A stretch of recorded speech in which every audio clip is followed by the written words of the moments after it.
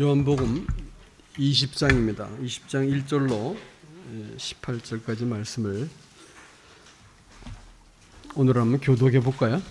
요한복음 20장 1절로 18절 말씀입니다. 제가 먼저 읽겠습니다.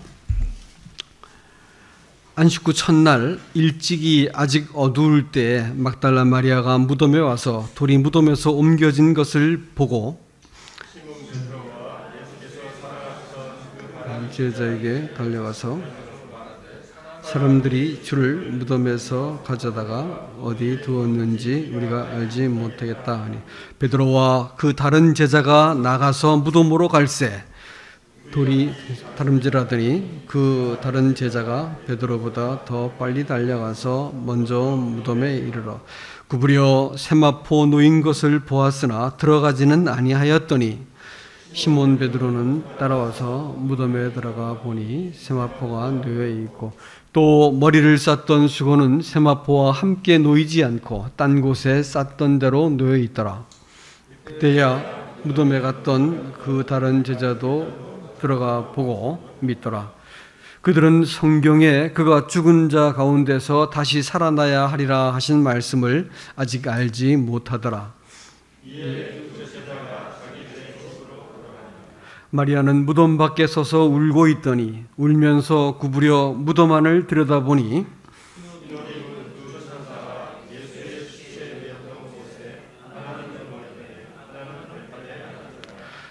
천사들이 이르되 여자여 어찌하여 우느냐 이르되 사람들이 내 주님을 옮겨다가 어디 두었는지 내가 알지 못함이니이다.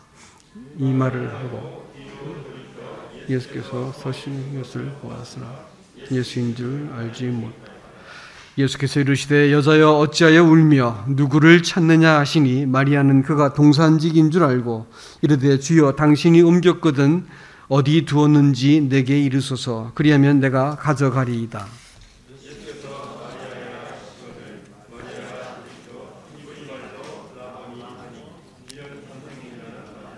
예수께서 이르시되 아직 나를 붙들지 말라. 내가 아직 아버지께로 올라가지 아니하였노라. 너는 내 형제들에게 가서 이르되 내가 내 아버지 곧 너희 아버지 내 하나님 곧 너희 하나님께로 올라간다 하리라 하시니 막달라 마리아가 가서 제자들에게 내가 주를 보았다 하고 또 주께서 자기에게 이렇게 말씀하셨다 이르니라. 아멘. 기독교 신앙은 부활에 걸려 있습니다. 부활을 성경에서는 가장 중요한 문제로 다루고 있습니다. 그래서 이제 사도들과 그 예수님조차도 이 부활에 대해서 증거하셨고 사도행전의 주제는 한마디로 말하면 부활과 하나님 나라입니다. 그러니까 이제 부활을 잘 알고 경험하는 것 그것이 곧 신앙생활을 하는 것이다 이렇게 말씀을 드릴 수가 있습니다. 한간에는 예수님이 우리의 죄를 어떻게 가져가셨는지를 믿는 분들이 계시지만 그것은 우리가 이 부활하신 주님을 만나기 위한 그와 같은 과정일 뿐이시지 그 자체가 진정한 구원은 아닌 것입니다. 여러분 오늘 여러분께 그 특별한 말씀을 드려야겠습니다. 부활이라고 하는 말은 다시 말하면 이 구속은 부활로 완성이 되는 것인데 구속이라고 하는 말은 창조의 행위입니다. 그래서 처음 창조는 창세기에서 일어났고 두 번째 창조는 구속에서 일어납니다. 다시 말하면 부활로 우리 주님께서는 구속을 완성하셨다고 하는 것입니다. 그래서 이 오늘 본문 처음 시작하자마자 나온 말이 안식구 첫날 이렇게 말하고 있죠. 일찍이 아직 어두울 때 막달라 마리아가 무덤에 왔다 했는데 여러분 성경을 그냥 우리가 무심코 읽기 때문에 주목을 하지 않아서 그렇지 조금만 주목을 할 것 같으면 표현이 좀 이상하다라는 생각이 들 겁니다. 뭐냐면 안식 후 첫날 이렇게 말을 했어요. 근데 이 안식이라고 하는 말은 뭐냐면 창세기에 나와 있는 하나님께서 안식하셨다라는 말, 바로 그걸 말하는 거거든요. 그러니까 하나님께서 창조를 마치신 그 다음 날이다라는 것이에요. 근데 그 다음 날이라고 하지 않고 첫날 이렇게 말했어요. 안식 후 첫날이라는 표현이 굉장히 이상한 표현이라는 것을 우리가 생각해 봐야 됩니다. 안식일 그 다음 날, 뭐 이렇게 한다면 전혀 이상하지 않은 표현인데, 이걸 가지고 안식 후 첫날 이렇게 말했다고 하는 것은 우리가 조금 생각을 해볼 필요가 있다는 것입니다. 그 다음 날이 아니고 첫날이라고 말하는 것은 무엇인가 시작되었다는 말이겠죠. 그렇죠? 왜 이렇게 표현했을까라는 것입니다. 여러분을 창세기로 일단 모십니다. 창세기에 가가지고 창세기에서 하나님이 천지를 창조할 때 창조가 이 두 가지 얼개로 이루어집니다. 뭐냐면 3일 나누어지는데 첫 3일에는 하나님이 이 공간을 만들어내세요. 그래서 그 공간을 만드시고 그 다음에 분리해내시는 것이 창조의 3일 동안 일어납니다. 그래서 빛이 이 땅에 오셔가지고 이 공허하고 혼돈하고 어두운 세상 가운데서 빛이 딱 분리가 되었습니다. 이것이 창조의 첫날이었어요. 두 번째 날은 물과 물을 나누어 가지고 하늘과 하늘을 또 나눕니다. 물과 물 사이에 있는 걸 가지고 궁창이라 이렇게 불렀고, 하늘이 나누어지고 물이 나누어진 것, 분리가 된 걸 가지고 둘째 날이라 불렀습니다. 그래서 공간이 생겨난 것이에요. 세 번째 날은 뭐냐면 물이 땅과 더불어 이렇게 묻과 분리가 되어 가지고 묻이 드러나게 됩니다. 그래서 공간이 만들어지는 것이죠. 이게 창조가 이뤄낸 첫 번째 3일 동안 일어난 것이에요. 두 번째가 뭐냐면 그 나머지 3일은 하나님이 이 빛을 가지고 빛을 있게 만드신 하나님께서 이제는 이 만드신 이 만물 가운데 그 빛을 주관할, 낮을 주관할 태양을 만드세요. 또 밤을 주관할 달을 만드신다고요. 그래가지고 네 번째 날은 이 해와 달과 별을 만들어서 이 만물을 이렇게 주관하게 만들었습니다. 넷째 날에는 하나님이 바다와 하늘에 있는 이 생물들이 살 수 있도록 만들어준 것은 네 번째 날입니다. 만물을 채우신 것이죠. 번성케 하셨습니다. 그리고 여섯 번째 날에는 하나님이 땅 위에 동물들과 사람들을 지어 놓으신 것이 창조가 끝나는 날입니다. 그리고 일곱 번째 날에 우리 하나님께서 안식하셨죠. 그리고 여덟 번째 날이 뭘까요? 그것이 안식 후 첫날입니다. 여덟 번째 날이 안식 후 첫날이란 말이에요. 여덟 번째 날을 다른 말로 뭐라 그래요? 주일이라고 말하는 겁니다. 여러분, 이 안식 후 안식이 일어나게 되어진 것이 하나님께서는 구속을 완성하고 안식하셨다. 예수님께서 이렇게 말씀하세요.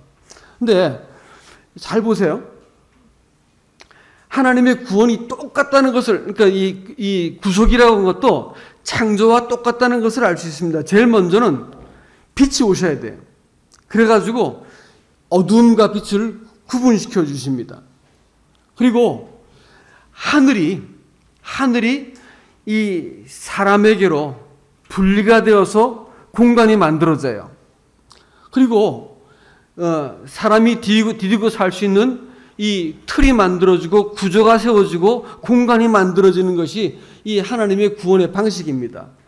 예수님께서 십자가에 죽으시고 아버지께로 가세요. 가시는 목적을 뭐라고 말씀하신다고? 너희가 거할 처소가 있게 하신다라는 거예요.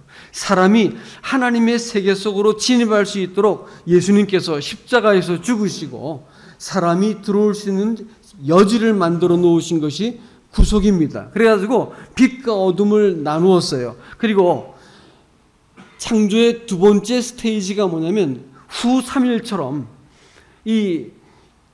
이렇게 예수 그리스도께서 십자가에 죽으시고 사람을 죄로부터 건지신 하나님께서 이제는 그 사람을 주관하실 수 있는 빛을 마음속에 주시는 겁니다. 그리고 이 사람이 살아갈 수 있도록 먹을 것을 주시고 만물을 채워 번성케 하시고 이런 일들을 그 나머지 3일 동안 맨 마지막에 사람을 지어서 창조를 완성하시는 것이 하나님의 이 창조의 뜻이 구속도 마찬가지라는 거예요. 구속도 죄 사함을 해가지고 공간을 만들어 놓으시고 그 속으로 사람을 집어넣으시는 거예요. 예수 그리스도를 통해 가지고. 그래서 그 집어넣은 사람을 주관하시는 일들을 하시는 것이 하나님의 구원의 방식인 것입니다. 창조가 완성되고 나서 예수님께서 하나님이 안식하셨듯이 예수님께서 창조를 완성하시고 구속을 완성하시고 올라가셔가지고 쉬시는 것입니다. 그 쉰다고 하는 것은 이제 레스트, 힘들었으니까 쉬자 이런 게 아니고 완성하셨다라는 의미에서 그분께서 앉으셨다라는 표현을 쓰고 계신 것이죠. 자, 그러니까 이렇게 볼 것 같으면 우리가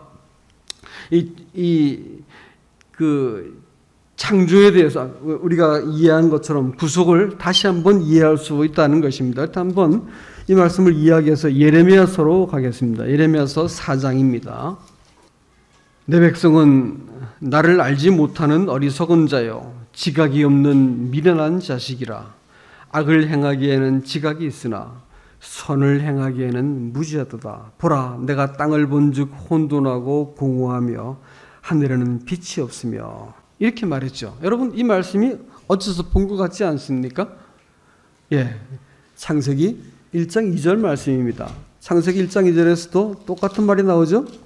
이 하나님이 천지를 창조하시니라 이렇게 말씀해 놓고 땅이 혼돈하고 공허하며 흑암이 깊음 위에 있고 하나님의 영은 수면 위에 하시더라 이렇게 했어요. 여러분 보세요.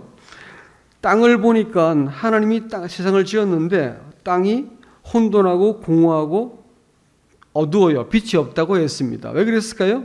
22절 말씀을 보시면 알 수 있죠. 22절에는 내 백성이 나를 알지 못하는 어리석은 자여 지각 없는 미련한 자식이라. 악을 행하기에는 지각이 있으나 선을 행하기에는 무지하다. 이렇게 말을 했어요. 이건 뭘 말하는 걸까요?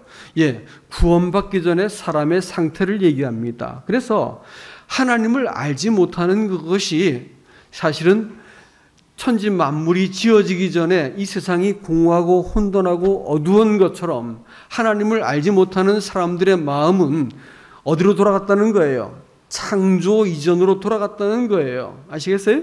그 무지열성과 그 공허함과 그 혼돈스러움으로 돌아갔다는 거예요. 어두움 가운데. 근데 그런 사람들이 뭐 하나님에 대해서 뭐 이게 오라요 저게 오라요 또 뭐 왜 나를 구원해 주지 않았어요 뭐 나한테 이럴 수가 있어요 따질 만한 근거가 있을까요 없을까요? 사람한테 그런 게 없습니다. 사람이 스스로 하나님의 이 창조 이전으로 돌아가 버린 것이 이게 죄라고 말하고요. 이걸 뭐라 하냐면 나를 알지 못하기 때문에 지각이 없는 미련한 백성이고 악을 행하기에는 지각이 있지만 선을 행하기에는 무지하다 이렇게 했습니다. 하나님을 알지 못하는 그것이 창조 이전으로 돌아간 상태라는 것을 여러분 기억하셔야 됩니다. 그렇기 때문에 구속은 이런 사람을 재창조하시는 것이 구속이라는 거예요. 그래서 구속을 위해서는 하나님께서 사람을 먼저 어떻게 해야 된다고요? 죄로부터 분리하셔야 됩니다. 죄로부터 사람을 건져내시고 분리해내야 되는 거예요. 가만히 두면 이 공허하고 혼돈하고 어두움 가운데서 하나님을 알지 못한 제 인생을 이게 재밌으면 이것하고 저게 재밌으면 저거다는 거예요. 사람의 죄된 이 하나님께서 역겹게 느끼고 있는 사람의 상태를 뭐라고 말씀하는 줄 아세요? 에베소서 2장 2절과 3절 말씀에서 저희가 마음과 육체에 원하는 것을 하여 본질상 하나님의 진노를 받기 합당한 자녀들이다 이렇게 말을 했습니다. 하나님께서 불쾌하게 여기시고 하나님의 진노를 쏟을 대상이 누구냐면 마음에 원하는 것을 하고 육체와 마음에 원하는 것을 쫓아가는 사람들을 하나님께서 불쾌하게 생각한다는 거예요. 여러분 이상한 말 같이 여겨지지 않습니까? 이 세상에 누가 자기가 원하는 것대로 살지 않는 사람이 어디 있다고 그렇게 말씀하세요? 그렇게 말할 수가 있습니다. 그렇죠? 그러나 여러분 가만히 생각해 보세요. 사람이 어디 스스로 태어난 존재들입니까? 사람의 생명이 어디 자기 겁니까? 자기 것이 아니니까 오늘밖에 살 수 없고 내일 데려가도 할 말이 없는 것이 사람입니다. 그런데 사람이 마치 인생이 제 것이냐 사는 것이 성경을 일단 죄라고 부르고요. 그 다음에 사람의 욕망이라고 말하는 것은 염치가 없고 부끄럽고 아주 이 욕망대로 사람이 살아간다고 말하는 것 자체를 우리가 욕망대로 살 수 있게 내버려둘 것 같으면 사람은 짐승보다 훨씬 못하다고 말했습니다. 육체와 마음이 원하는 것, 마음이 원하는 것은 아주 무서운 생각들도 할 수 있는 것이죠. 교만한 것이고 또 뻔뻔스러운 것이고 사람의 생각이 그렇습니다. 이런 것이 사람이 하나님을 배제한 채 자기 인생을 내 것이라 생각하고 자기 욕망과 육체를 위해서 인생을 사는 그것을 하나님께서는 견딜 수 없는 악이다 이렇게 생각하십니다. 그리고 그 진노의 본성 자체가 혐오스럽고 하나님께서 용납할 수 없는 본성이다 이렇게 말씀하십니다. 이게 에베소서 2장 3절 말씀이거든요. 뭐 나쁜 짓을 했다는 게 아니고요. 사람 자체 그 본성을 내가 너 못 견디겠다 이렇게 말하는 거예요. 하나님을 알지 못하는 사람들에 대해서 성경은 너희 창조 이전에 그 무질서하고 어둡고 혼돈스러운 살아도 공허한 인생을 살고 있는 것이다. 이렇게 지금 이야기하고 있는 것입니다. 재창조가 필요해요. 구원이라는 것은 그렇기 때문에 용서로 끝날 수 있는 게 아니고 죄로부터 분리가 필요한 거예요. 죄로부터 분리를 어떻게 할까요? 사람이 죄로부터 분리되는 것이 하나밖에 없습니다. 심판을 받아야 돼요. 정당한 죄값을 지불해야 돼요. 그래서 예수님께서 십자가에서 사람을 덮으시고 모든 심판을 그 저주를 그 몸에 홀로 받으신 것입니다. 심판을 다 받고 나니까 사람을 바라보고 그 밑에 있던 사람에 대해서 사단이 요구할 것이 없게 되어지는 상태를 가지고 사람은 죄로부터 분리되었다 이렇게 말을 하는 거예요. 그렇지만 분리된 사람이 의로운 사람일까요? 여전히 의롭지 못합니다. 그 본성은 여전히 형편없는 본성을 갖고 있다는 것을 여러분 기억하시기 바랍니다. 그럼 뭐가 필요할까요? 창조의 두 번째 스테이지가 필요하죠. 첫 번째 상태는 분리로 설명될 수 있는 첫째 날, 둘째 날, 셋째 날은 빛과 어둠을 분리하고 물과 물을 분리하고 하늘과 하늘을 분리하고 땅과 물을 분리하는 분리를 했습니다. 성도가 이 죄로부터 분리가 일어나지 않고 심판받아가지고 더 이상 죄가 나를 붙잡을 수 없는 상태가 되지 않는다고 할 것 같으면 우리는 구원받아도 늘 정죄받고 시달리게 되어 있습니다. 그러나 우리가 죄 사함받은 것이 영원하신 하나님의 아들이 이 대신해서 죄값을 지불해서 심판받은 것이라고 하는 사실을 알게 되어지면 어떤 상황에서도 하나님 앞에서 우리는 내가 부끄러운 상태에 있지만 내가 더 이상 이 죄로부터 노임받은 것을 감사합니다라고 말할 수 있어야 됩니다. 이것 가지고 아직 죄가 있는데 어쩌건데 이렇게 말하면 하나님의 아들을, 하나님의 능력을, 하나님의 구원을 믿지 못한 것이기 때문에 그게 또 죄가 되는 거예요. 내가 뭔가 좀 더 해야 되지 않겠습니까? 이거 정신 나간 소리 하고 있는 것입니다. 그렇잖아요. 하나님이 일단 우리를 분리시키는 일은 무조건적이고 일방적으로 해놓으신 것이 창조의 첫 번째 3일 동안 일어난 일입니다. 두 번째 날은 뭐예요? 주관해야 할 거 아니에요. 그러니까 사람을 주관할 이 땅에 그 빛이 있어야 할 거 아닙니까? 그래서 해가 만들어집니다. 낮에만 하나님께서 주관하시나요? 아니에요. 밤도 주관하세요. 그래서 밤에도 주관할 달을 만드셨어요. 그래서 사람의 인생이 어두움과 밝음과 터널 밖과 터널 안을 어디를 지나가도 누가 계시다는 거예요. 우리 인생을 주관하실 분이 사람 속에 들어오신 것을 여러분 그걸 구원이라고 하는 거예요. 그래가지고 우리 인생을 채워가시고 번성케 하시고 그 하나님께서 사랑과 더불어 이렇게 이 화목한 관계 속에서 살아가게 되어지는 것을 가지고 영생이라고 합니다. 이게 구원이에요. 구원을 사람들이 죄사함만 놓고 얘기하니까 이 구원의 복된 이 이면을 잘 알지 못하는 겁니다. 구속이라는 것은 재창조의 행위입니다. 그래서 우리를 보고 뭐라 했다고요? 너희가 이전 것은 지나갔으니 보라 너희가 새 것이 되었도다. 우리가 하나님께서 이 새로운 창조를 행하시는 분이 예수 그리스도이십니다. 그분께서 오셔가지고 이렇게 우리를 죄로부터 분리시키시고 부활하셔가지고 어떻게 했다고요? 사람에게 찾아오신 거예요. 그러니까 예수님께서는 그 3일을 무덤에 계셔야 되는 것입니다. 심판받아야 되고 죄를 견디셔야 되는 3일 동안 무덤에 계셔야 되는 거예요. 그 사흘째 3일이 지나가고 네 번째 날이 되어가지고 하나님께서 예수님께서 일어나시는 거라고요? 제 3일에 참 일어나셔가지고 그 사람을 이렇게 만나십니다. 그러니까 성경이 이게 요한복음이 재밌는 게요. 사흘째 되는 날 갈릴리 가나에서 예수께서 뭐 하세요?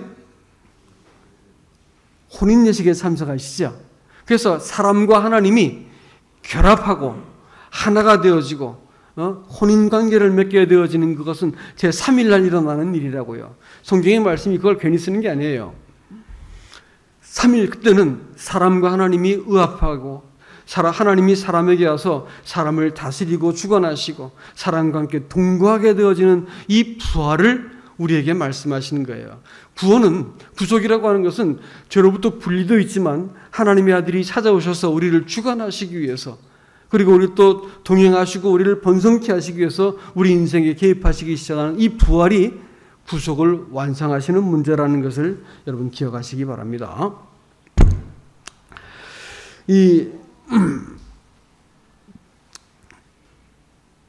제자들이 오늘 이 본문의 말씀에서 나타난 것처럼 이 막달라 마리아가 가서 봤더니 무덤 거대한 돌멩이가 치워진 걸 보고 깜짝 놀래가지고 와서 그 리포트를 합니다. 돌멩이가 치워졌습니다. 이렇게 하니까 사람들이 놀래가지고 막 뛰어왔지요.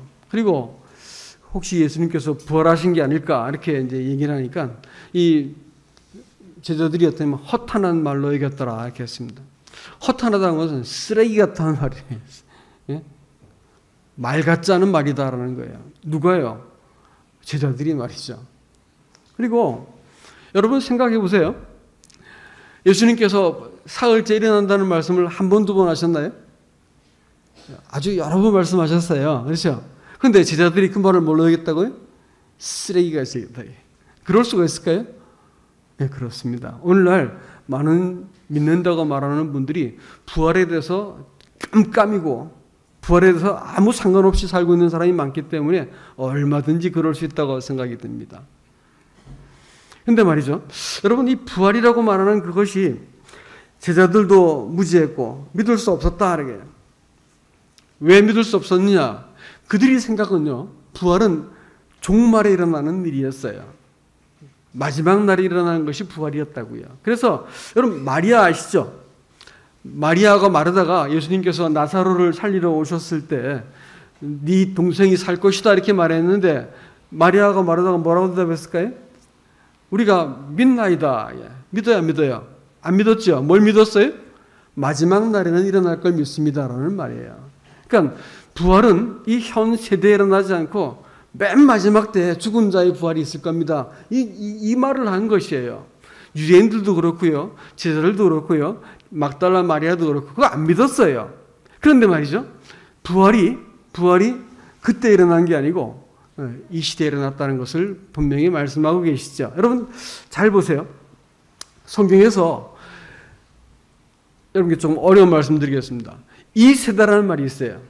이 세대. 성경에서 여러분이 그 성경을 이렇게 앱 같은 걸 찾아보아서 이 세대라는 말을 찾아보면 주로 복음서에 집중적으로 나오는데 이 세대는 음란한 세대고 또 이 세대는 그 예수 그리스도를 죽인 세대입니다.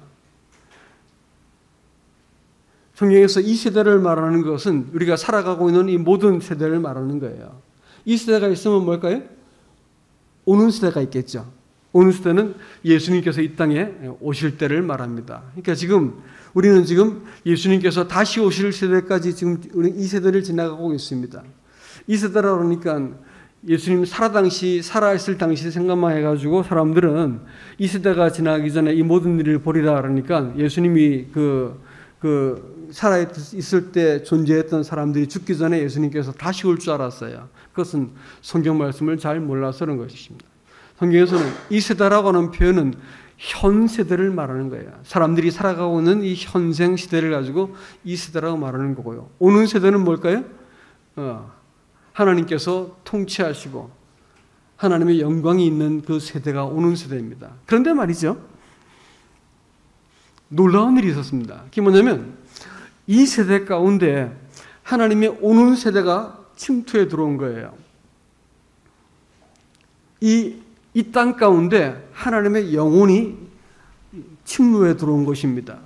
그걸 부활이라 불러요. 예수님께서 나는 부활이요 생명이니 나를 믿는 자는 죽지 않겠고 살아서 믿는 자는 죽음을 보지 않겠다라고 말씀하셨어요. 부활이요 생명이다 이렇게 말씀했습니다. 그것은 무슨 얘기일까요? 부활이라고 말하는 것은 이 세상 가운데서 그 하나님의 생명이, 사망이 다시는 잡아둘 수 없는 하나님의 생명이 이 땅 가운데 들어왔다는 의미를 말하는 것입니다. 하나님의 나라가 이 세대 가운데, 이 세대를 가운데를 딱 쪼개고 들어와 가지고 우리 가운데 시작되어진 것이, 이게 부활이고 하나님의 나라인 것입니다. 그러니까 구원받은 사람은 부활을 통해서 하나님을 알게 되고요. 부활, 그것을 통해서 광명체가 해와 달이 낮과 밤을 주관했던 것처럼 사람의 마음을 하나님이 다스리게 되어진 것을 우리는 영생이라고 말하는 것입니다. 생명이라는 말이 조회라는 뜻으로서 하나님 생명을 말할 때 우리가 조회라고 부르는 것이지요. 그래서 이 일들이 이 세대 가운데서 명백하게 드러납니다. 악하고 음란하고 표적을 구하는 이 세대 속에서 하나님의 세대, 오는 세대가 이 시대 안에 침투한 것을 부활이다 이렇게 말합니다. 그렇기 때문에 이전에는 요한과 예수님은 회개하고 복음을 믿으라 이렇게 말씀했지만, 사도들이 전한 복음의 주제는 일관되게 예수 그리스도의 부활과 하나님의 나라라고 하는 사실을 기억하시기 바랍니다. 사도행전을 잘 읽어보시면 일관되게 주제가 단 한 번도 딴 데로 돌아가는 것이 없고, 하나님의 부활과 그리스도의 부활과 하나님의 나라에 관한 것이었다는 거예요. 하나님의 나라가 임했다는 것이죠. 성도가 이 부활에 대해서 어떤 태도를 가져야 되겠는가라는 것은 다음 시간에 자세하게 좀 말씀을 드리고 싶습니다. 그러나 부활이 무엇인지는 우리가 명확하게 알아야 될 것 같아서 말씀을 드리는 것이요. 예수님께서 부활의 첫 열매가 되셨죠. 레위기 23장 9절에 볼 것 같으면 초실절에 대해서 나옵니다. 초실절, 6월절이 끝나고 나서 제3일째 되는 날 보리 이삭을 일부가 익었는데 제일 먼저 익은 열매를 똑 따가지고 그런 열매들을 따서 이렇게 한 단을 묶어서 하나님께 흔들어서 제사를 드리는데 요제라 부르는데, 흔드는 것을, 이 제사를 가지고 초실절이라 불렀습니다. 뭘요? 첫 열매, 첫 이삭을 하나님께 드리는 것을, 그걸 초실절이라 불렀다고요. 근데 그것이 언제 시작되었다고요? 6월절부터 제3일째 되는 날이에요. 무슨 날일까요? 6월절은 뭐 하는 날이에요? 어린 양이 우리의 심판을 대신받기 위해서 죽었죠. 그래서 문설주와 인방을 발라서 우리를 심판받지 않고 심판이 넘어가게 만든 날이 6월절이었습니다. 그로부터 3일 지난 날이 뭐라고요? 초실절. 첫 번째 열매를 맺은 날. 그 첫 열매가 누굴까요? 또 말할 것 없이 예수 그리스도입니다. 예수 그리스도의 부활을 상징하는 것이 초실절인 거예요. 다 같이 고린도전서로 가겠습니다. 고린도전서 15장. 그러나 이제 그리스도께서 죽은 자 가운데서 다시 살아나사 잠자는 자들의 첫 열매가 되셨도다. 이게 지금 무슨 얘기하고 있죠? 사망이 한 사람으로 말미암았으니 죽은 자의 부활도 한 사람으로 말미암는도다. 아담 안에서 모든 사람이 죽은 것 같이 그리스도 안에서 모든 사람이 삶을 얻으리라. 그러나 각각 자기 차례대로 드리니 먼저는 첫 열매인 그리스도요, 그 다음에는 그가 강림하실 때 그에게 속한 자요, 그 후는 마지막이니 종말이니 그가 모든 통치와 권세와 능력을 멸하시고 나라를 아버지께 바치실 때라. 그때까지 그가 모든 원수를 그 발 아래 둘 때까지 반드시 왕노릇 하시리라. 여러분, 말씀이 명료하지 않습니까? 주님께서 부활하셔서 이 세대에 침투하셔가지고 하나님 나라를 시작하셨습니다. 그리고 이제 당신이 첫 번째 열매가 되셔서 일어났습니다. 그 뒤에 누가 일어날까요? 하나님의 아들들이 일어나는 것입니다. 그로부터 50일이 세워진 다음에 오순절이 되었고, 오순절 때 성령이 오셔서 교회가 시작되지요. 누굴 말하는 거예요? 우리들 말하는 거지요. 우리가 그리스도께 붙은 자가 되어서 다 일어난 자가 되었다라는 것입니다. 그래서 우리는 그리스도 안에 존재하게 된 자이고, 그리스도의 그 생명과 부활을 똑같이 갖고 있는 자들이 되었다라는 것입니다. 이 일이 우리 가운데서 일어났습니다. 이거 우리가 기억하셔야 됩니다. 예수님께서 죽으실 때가 그 양들을 14일 동안 보관했다가 양들을 일제히 잡는 그 시각이 예수님께서 십자가에서 6시간 동안 돌아가실 때라고 합니다. 또 이삭을 이른 아침에 따가지고 하늘을 향해서 그 첫 이삭을 흔들 때, 그때가 바로 예수님께서 정확하게 그 무덤에서 일어난 때라고 하는 것이죠. 그렇기 때문에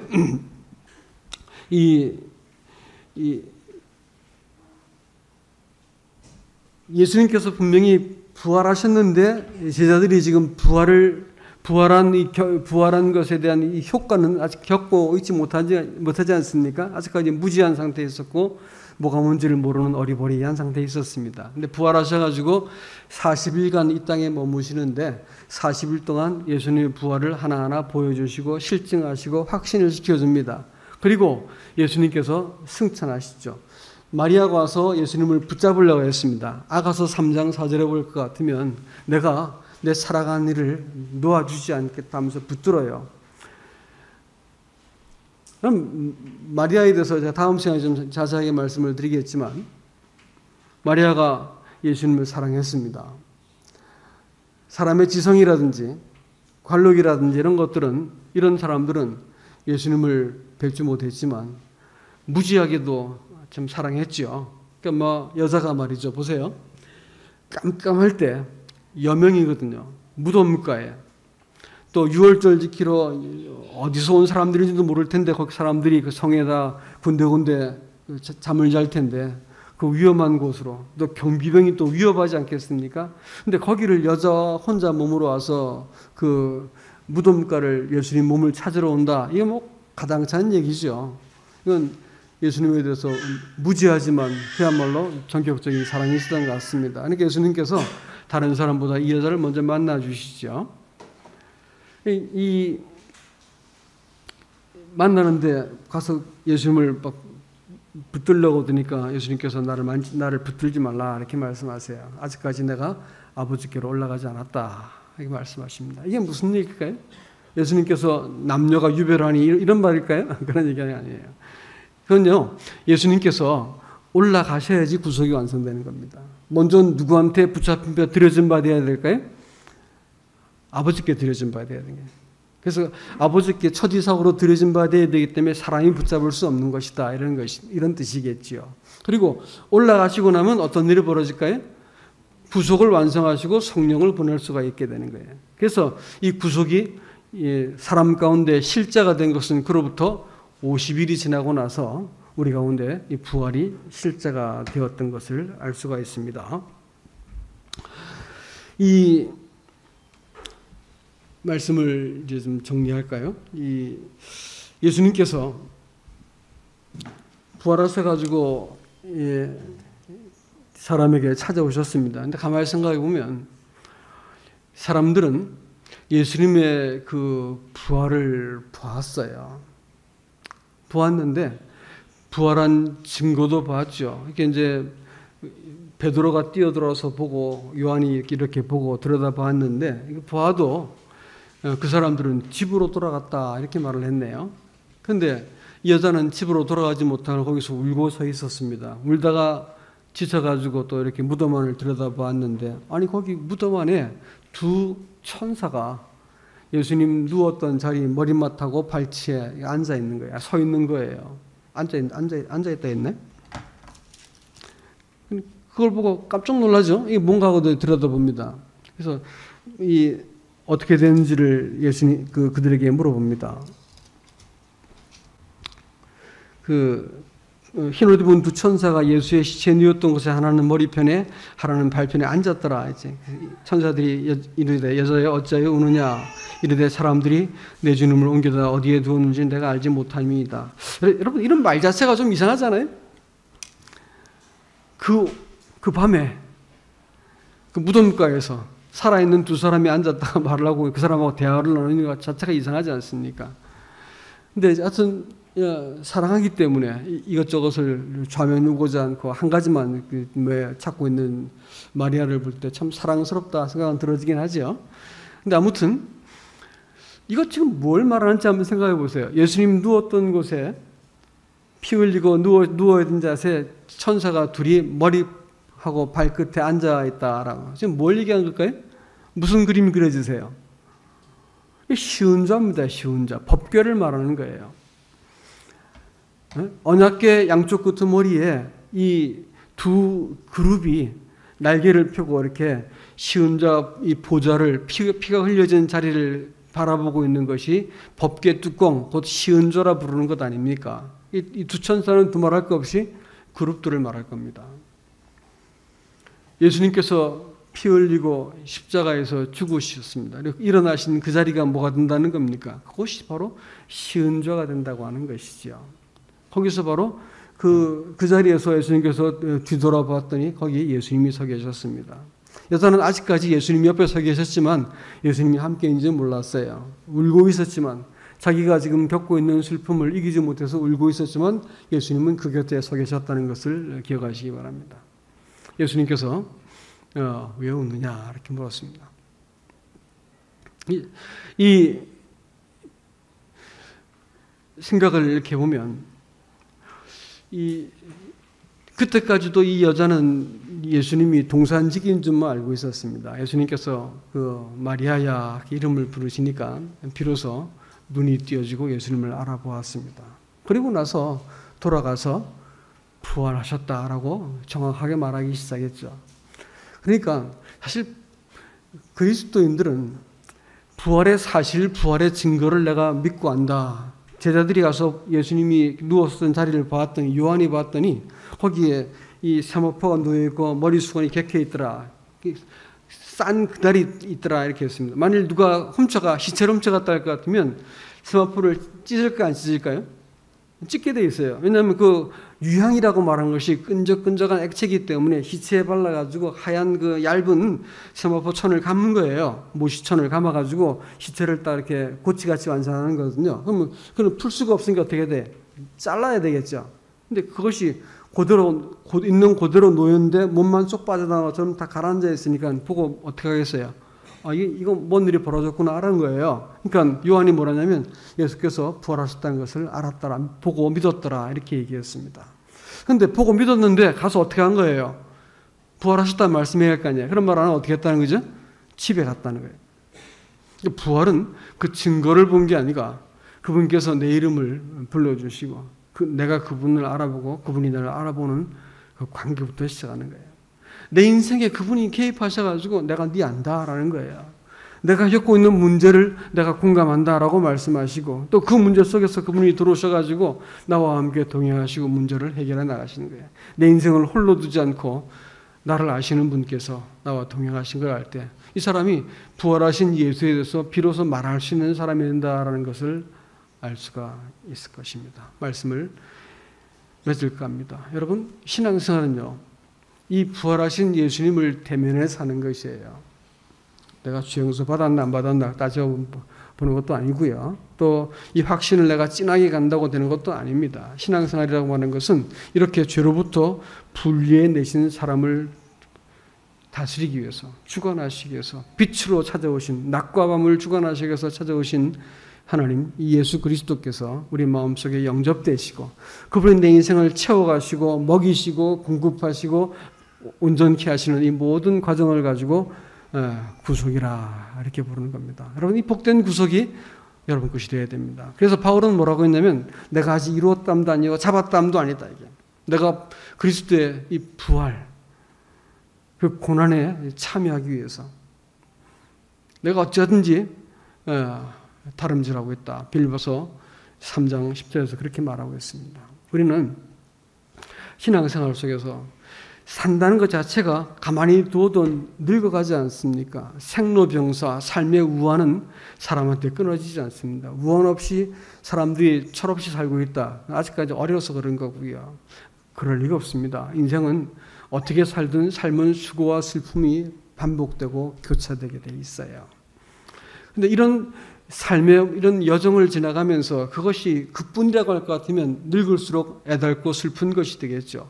죽음은 끔찍하고 저주스러운 것이 될 것입니다. 그러나 예수 그리스도께서 내 가슴 속에서 부활하셔서 나와 함께 동행하신다고 할 것 같으면 우리가 살아가는 모든 삶은 무엇으로 해석될 수 있을까요?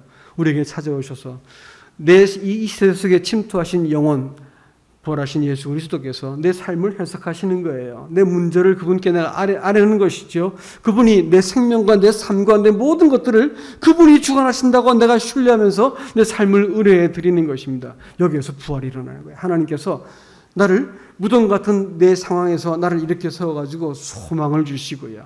하나님의 아들처럼 살 수 있게 만드시는 것을 믿으셔야 됩니다. 어디까지가 상관없습니다. 얼마큼 망가진 거 나는 틀렸어요 라고 말하지 마세요. 그럴 리가 없습니다. 주님께서 그렇게 하셔야만 나같이 모진 사람을 하나님께서 되돌릴 수 있기 때문에 그렇게 하신 거예요. 그래가지고 그 자리에서 누구 의지하라는 거예요. 창조하신 분, 나를 죄로부터 불려내시고 이제 내 삶을 주관하시고 내 삶을 채우기 위해서 찾아오신 하나님 예수 그리스도를 의지해서 살 수 있도록 어찌하든지 내가 부활에 이르려노라 라고 말한 바울처럼 어찌하든지 이 부활에 내가 이르겠습니다 라고 고백할 수 있길 바랍니다. 이상입니다.